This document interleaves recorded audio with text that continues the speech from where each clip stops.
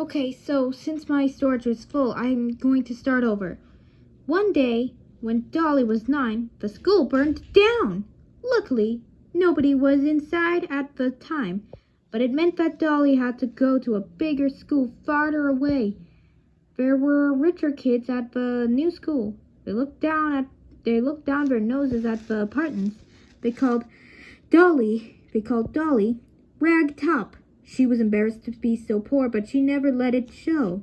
One morning, the teacher asked the kids to each tell what they had for breakfast.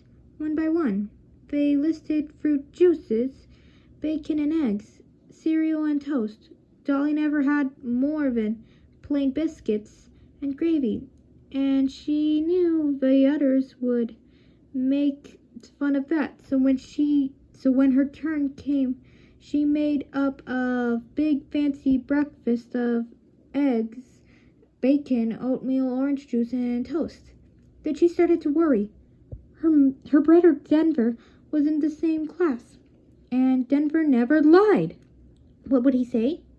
Well, when it was his turn, Denver just looked hard at his sister and said, "I had the same thing Dolly had." And when Dolly needed a new winter coat, her mom made one out of scraps of cloth. The coat had so many beautiful colors, like the colors of a rainbow. Dolly knew how much love her mother had put into sewing it. It was the most gorgeous coat Dolly had ever seen. She couldn't wait to wear it to school, but when she did, the other kids made fun of her. Dolly was crushed. Years later, she wrote a children's book and a song about it. The Coat of Many Colors is still Dolly's favorite song. Her dad cried when he first heard it. Chapter 3, Radio Days. No matter what the kids at school thought, Dolly's family was always proud of her. They saw that she was special and talented, and they did a lot to help her succeed. Uncle Louis noticed Dolly singing all the time and playing a guitar she had made for herself. When she was about 8, he gave her a guitar. It was an old one, but it was real. Dolly's Uncle Bill Owens was a musician. He wanted to help Dolly too. He got her a chance to sing on the Cass Walker radio show in Knoxville, Tennessee, 40 miles away. Dolly had wanted to be on that show since going there on a class field trip. Cass Walker watched the small 10-year-old stand up to the microphone and sing a church song. The audience loved her. Cass hired her on the spot. Dolly sang on the show on Saturdays, during vacations, and all summer. Sometimes she even skipped school to perform. Soon Cass Walker also had a TV show, and Dolly got to be on it. But Dolly's family couldn't watch her because they didn't have a TV. Once Cass Walker did a public city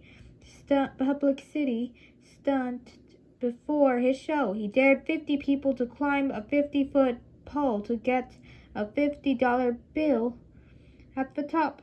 The pole had grease on it and it was very slippery.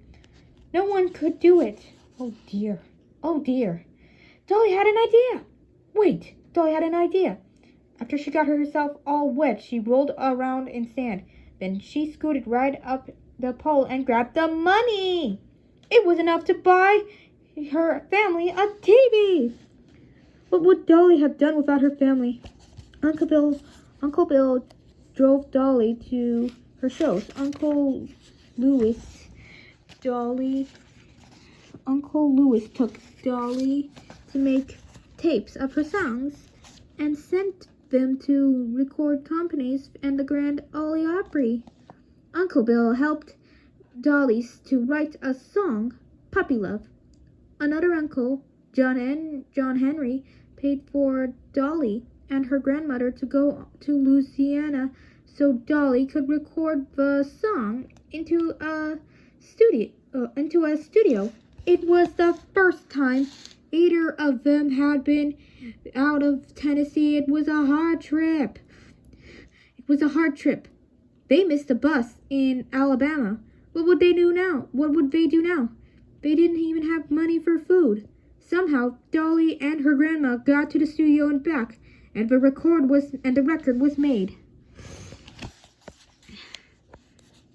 I think we've got to stop recording now because it's getting late, and my phone storage is getting full, and I don't want it to explode like my mom's phone. Good night.